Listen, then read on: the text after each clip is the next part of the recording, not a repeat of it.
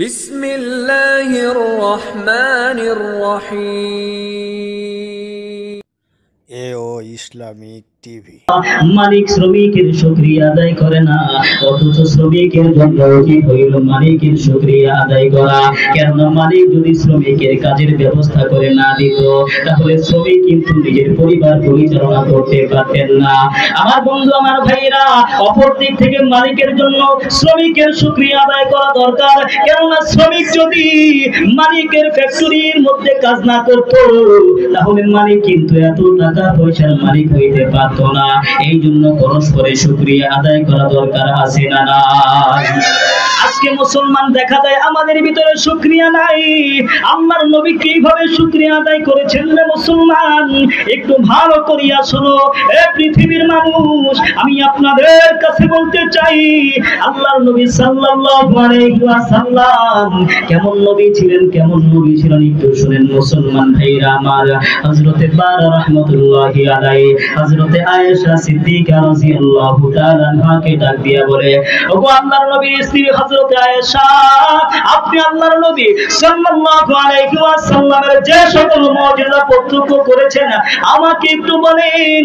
হযরতে আয়েশা ডাক দিয়া বলতেছে, নবীজির সকল কাজই হলো মুজিজা। তবে শোনো শোনো শোনো, একদিন আল্লাহর নবী সাল্লাল্লাহু আলাইহি ওয়াসাল্লাম রাতের বেলায় আমার শয়ন সজ্জায় শায়িত হইল, এমনকি আমার শরীর মোবারক রাসূলের শরীরে স্পর্শ করেছে। হঠাৎ করে আল্লাহর নবী ডাক দিয়া বলে, সরে, তুমি কি আমার আল্লাহ তাআলার কুদরতি পায়ের মধ্যে সিজদা দিবানি? আমার বন্ধু, আমার ভাইরা, হযরত আয়েশা ডাক দিয়া বলে, আল্লাহর নবী গো, আমার মনে চায় আপনার সংস্পর্শে আরো কিছু সময় থাকে। তবে নবী গো, আপনার ইচ্ছাকেই আমি বড় ভালোবাসি, আপনি জান আমি আসতেছি। আল্লাহর নবী চলে গেলেন, ওযুর পাত্রের নিকট চলে গেছেন। আল্লাহর নবী সুন্দর করে ওযু করলেন। আল্লাহর নবী ওযু করে নামাজের মধ্যে দাঁড়ায় গেছে। নবীজি নামাজের ভিতরে রুকুতে সিজদার মধ্যে এত কান্না করতে লাগলেন।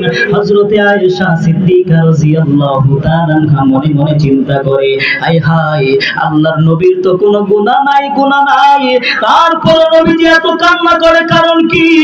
নবীজি ডান দিকে সালাম ফিরাইলেন, বাম দিকে সালাম ফিরাইলেন। হযরত আয়েশা ডাক দিয়া বলতেছেন, নবীজি আপনার তো কোনো গুনাহ নাই, গুনাহ নাই, তারপরও কেন এত কান্না করেন কারণ কি? আল্লাহর নবী সাল্লাল্লাহু আলাইহি ওয়াসাল্লাম বলেন, আফালা আকুনা আবদান শাকুরা, আমি কি আল্লাহ তাআলার কৃতজ্ঞশীল বান্দা হইব না? আমার বন্ধু, আমার ভাইরা, এমন নবী সৃষ্টিকুলের মধ্যে সবচাইতে শ্রেষ্ঠ মানব মুহাম্মদুর রাসূলুল্লাহ সাল্লাল্লাহু আলাইহি ওয়াসাল্লাম শ্রেষ্ঠ মানুষ হওয়ার পরেও আল্লাহর শুকরিয়া আদায় করে, আর আমরা সাধারণ মুসলমান হইয়া আল্লাহর শুকরিয়া আদায় করি না।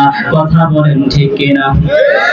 আমার বন্ধু, আমার ভাইরা, আমার আল্লাহ ডাক দিয়া বলেন, ফাআম্মা মান তাগা, ও নিমক হারামের দলেরা, আমি মহান রব্বুল আলামিন তোমাকে কত নিয়ামত দিয়েছি, কত নিয়ামত দিয়েছি বান্দা। আমি আল্লাহ তোমারে কত সুন্দর করে বানাইলাম।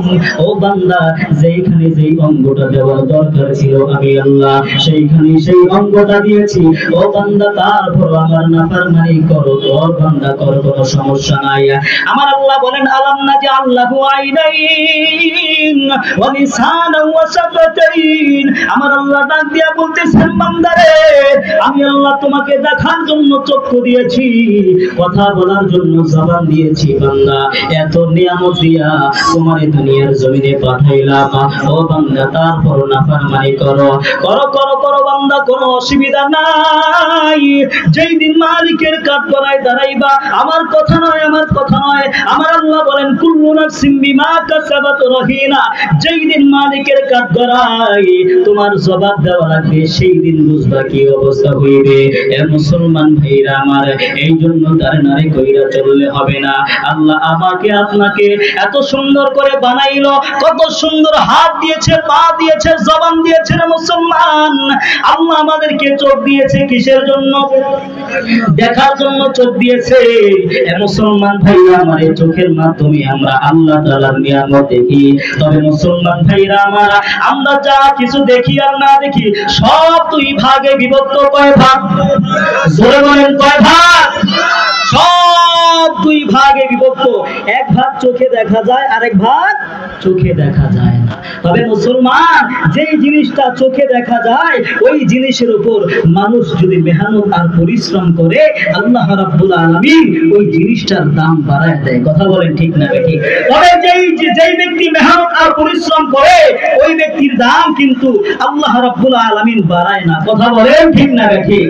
আমার বন্ধু, 2 নাম্বার, যেই জিনিসটা চোখে দেখা যায় না ওই জিনিসের উপর মানুষ মেহনত আর পরিশ্রম করলে আল্লাহ রাব্বুল আলামিন ওই জিনিসের দাম বাড়ায় না, বরঞ্চ যেই ব্যক্তি মেহনত আর পরিশ্রম করে আল্লাহ রাব্বুল আলামিন ওই ব্যক্তির দাম শুধু দুনিয়া নয় আখিরাতেও বাড়ায় দেয়। কথা বলেন ঠিক না ঠিক?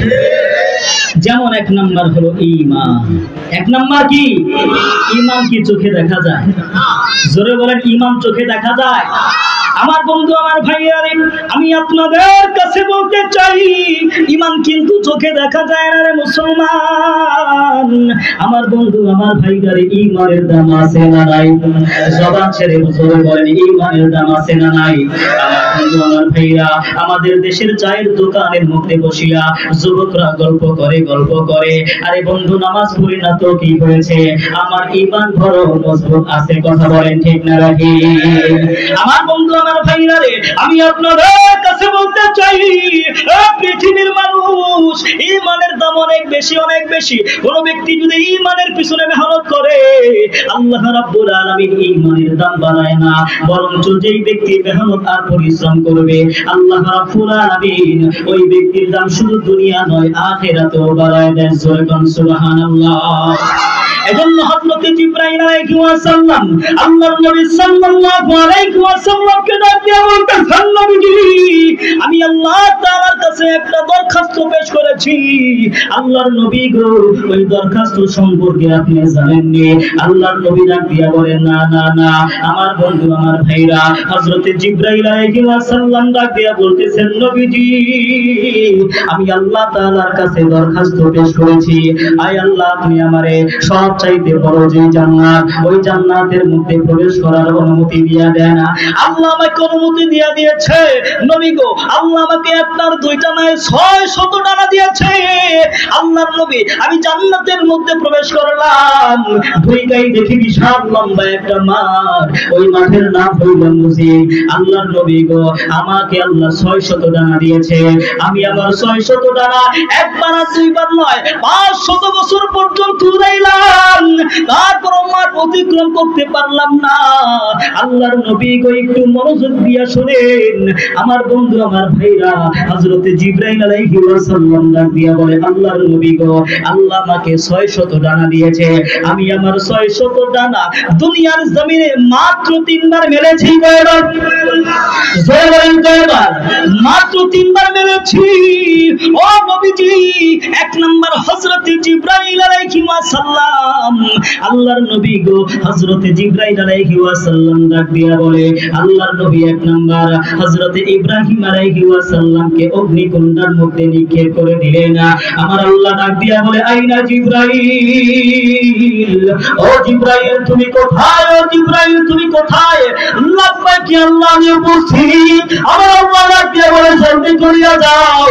হযরত জিবরাইল আলাইহিস সালাম ডাক দিয়া বলে, আল্লাহ আমি কোথায়? আপনার পয়গম্বর ইব্রাহিম কোথায়? আগুন কোথায়? জবান ছেড়ে জোরে আওয়াজ দিয়া বলেন, হুকুম কার? হযরত জিবরাইল আলাইহিস সালাম,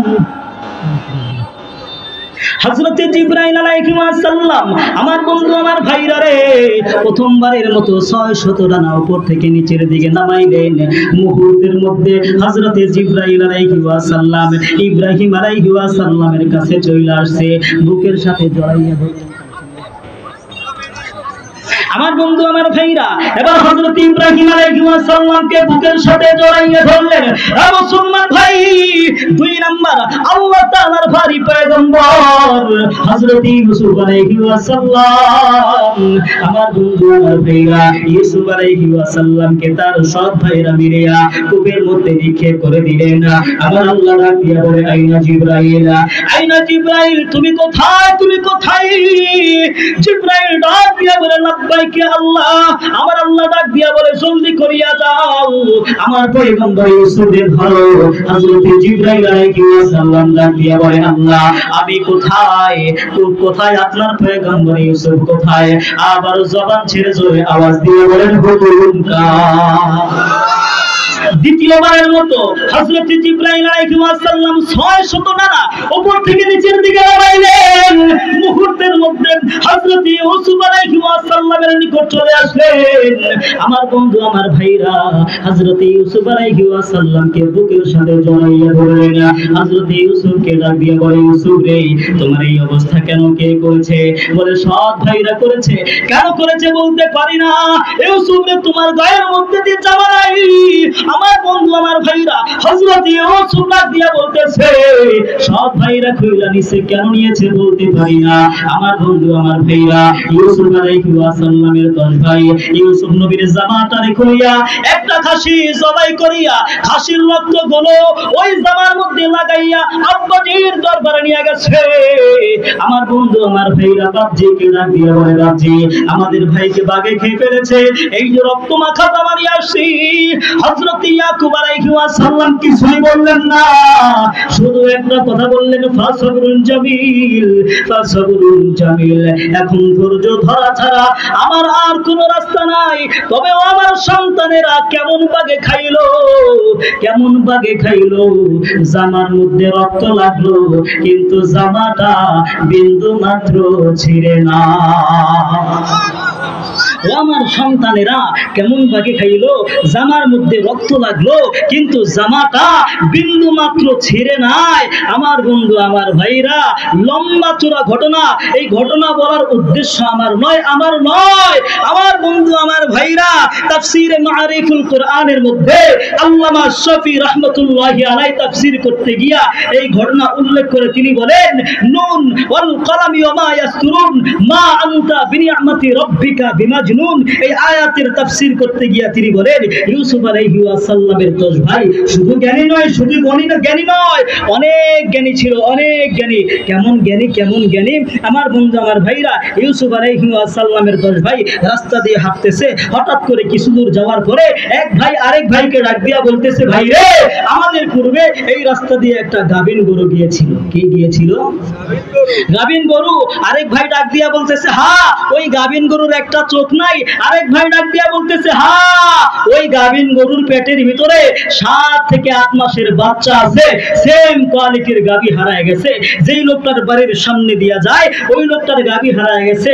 লোকটা দৌড়ায় বের হইছে, দৌড়ায় বের হইয়া বলতেছে দাঁড়াও দাঁড়াও। 10 ভাই দাঁড়ায় গেছে। কি হইছে? বলে তোমরা আমার গরু চুরি করছো।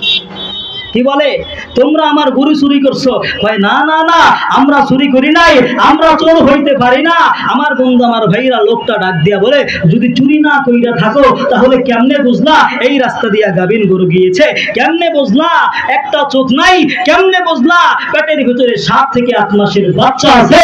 বলে সব আন্দাজ করে বলছি। কয় না না না মানুষের আন্দাজ হুবহু এক হইতে পারে না। দুইরা বাদশার দরবারে নিয়ে গেছে বিচার করার জন্য। বাদশাকে ডাক দিয়া বলতেছে বাদশা চোর ধরে আনছি, চোর ধরে আনছি। আমার বন্ধু আমার ভাইরা আমাদের দেশে অনেক চোর আছে। মাদ্রাসার বদনা চোর, প্রাইমারি স্কুলের কল চোর, মসজিদের জুতা চোর। এরা চোর না ছেঁচড়া? জোরে বলেন চোর না ছেঁচড়া? আমার বন্ধু আমার ভাইরা সুন্দর চমৎকার ঘটনা যদি শুনতে চান আপনাদের থাকতে হবে। শুনতে রাজি আছেন? থাকবেন না ভাগবেন? আমার বন্ধু আমার ভাইরা তার আগে আমি 10টা যুবক চাই। কয়জন? কার জন্য? কার জন্য? 10টা যুবক দাঁড়াবেন যে 10,000 টাকা করে